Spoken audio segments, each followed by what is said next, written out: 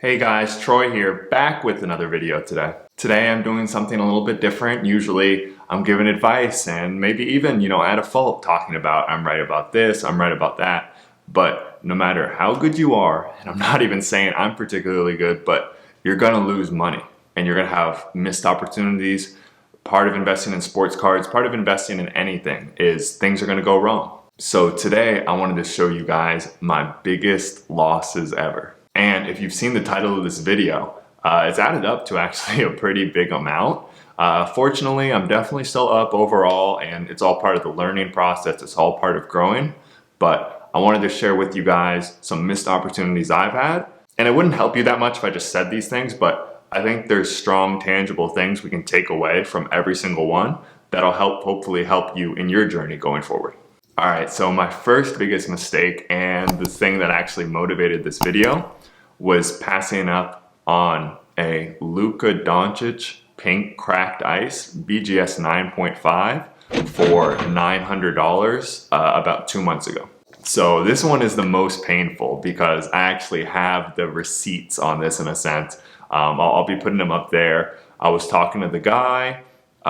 He said, okay, I can do 950. And I said, oh, it's a lot. And he even came down. He's like, okay, I can do 900 shipped right now. And I knew it was underpriced. I think next up I'll put up conversations with my friend Scott, but he was willing to go half with me. I was explaining to him, I knew this was a good deal. It was under comps, even though there hadn't really been some recent comps. That's why I think it was at such a low price. But I was basically saying to him, okay, a PSA 10 Prism goes for, just a base one, goes for $1,000. And I'm gonna be able to get this pink cracked ice, which is so much more rare. You know what, well, let's make this a good video. I'm gonna put the pop counts right here comparing them. And I just knew it was a good deal, but I didn't go for it. Now, part of that is definitely the fact that I don't think I had the capital available at the time. I probably could have found, if I really wanted this card, I could have found a way. So what are your takeaways though? Like I said, I'm here to help you. First of all, you have to have capital available. Whether it's investing in cards, stocks, anything. Having that money available to move.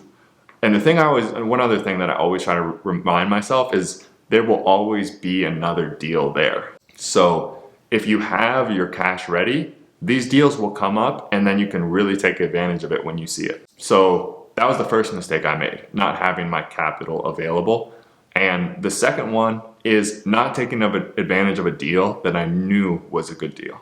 And that's the great thing about researching, like looking at pops, watching the market, having card ladder and stuff like that. You know what's a good deal and what's not. So I knew this was a good deal and I should have taken advantage of it because now that same card is probably worth over $2,000. So definitely a mistake, but it's okay. We'll learn from it. The next mistake I made was actually buying a card. And the good news about this one is I feel like it won't end up being a huge loss, but still I feel like I probably made a mistake. And that was buying the Topps LeBron PSA 9 during kind of the height of their championship run. So I got this card for $1,400 all in. And I was thinking, okay, maybe my friends were telling me, oh, might be your last chance to get a LeBron when he wins the championship. These things could really go on a run. But deep down, I knew that everyone knew the playoffs were over. When I bought this card, I think it was after the Clippers got knocked out. Everyone knew the Lakers were going to win. So the price was really factored into the card already.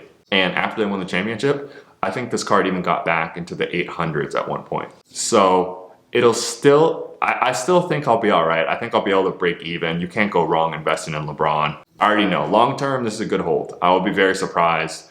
And what I've been telling myself is like, that wasn't the high. We haven't seen the all-time high of that LeBron card, but it kind of owning this card didn't allow me to pick up that Luka. This kind of goes back into the tip from the last one. My capital is tied up in this LeBron. And it's okay. It'll work out, but holding for such a long period just to break even, not ideal at all. Once again, as I've said, you can't go wrong investing in LeBron James, but I think I should have known, especially with a relatively high pop count on this card, it was always going to be a risky endeavor when a championship was already factored into his price. Next up we have some soccer card mistakes. So I would say my main one, and there was a couple, but was picking up Vinicius Junior optics for $40 each. This, the soccer market had cooled off a tiny bit. I didn't buy at the absolute peak, but it was a lot, in hindsight, it was a lot to pay for a player that hadn't really proven too much. And if I'm being honest with myself, I hadn't watched enough of, because I have some other mistakes too. I bought Phil Foden's a little too high, some De Bruyne's, but I still feel good about those ones. Those will go back up. I'm getting them graded. It's going to be okay, but Vinicius, I think I'm all the way out on after seeing his performances this year. And to have so much money invested in him, I think I'll put it up on the screen what my total investment was, but I think I bought 8 at $40 each, and now they're at about $10 each. If you get them in a lot, you might even be able to get them cheaper. So about a $300 loss, really unfortunate, but that's part of the game in a sense, and I feel like I actually learned a lot from that. And once again, just like the Luka, just with like the LeBron, I knew that was an expensive price because I was also buying Trae Young optics for $30 each. And he was a guy who I was a lot more sure of. Even Zion was $50.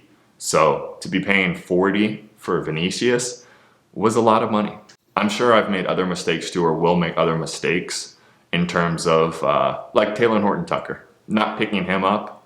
I'm okay with that. I can live because I know my thinking was sound. But when I go against what I know is true, or my thinking isn't sound like it was with those Viniciuses, that's a real mistake that I have to do my best, and you should do your best to eliminate in the future and really try to learn from. And my last advice, I think this was my only sell. I've been lucky that I know a couple people have owned like Giannis silver prisms that they sold for $50 or something like that. Those are the worst. I'm sure I will get there one day, but I fortunately haven't had any experiences like that yet.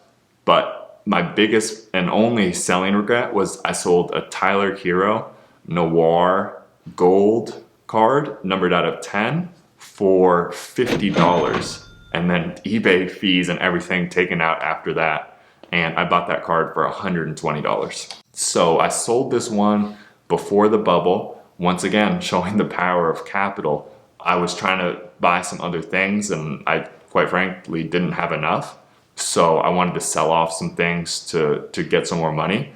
So I sold that before the bubble, knowing he was a good player, knowing a gold card is always rare, especially from a nice product like Noir.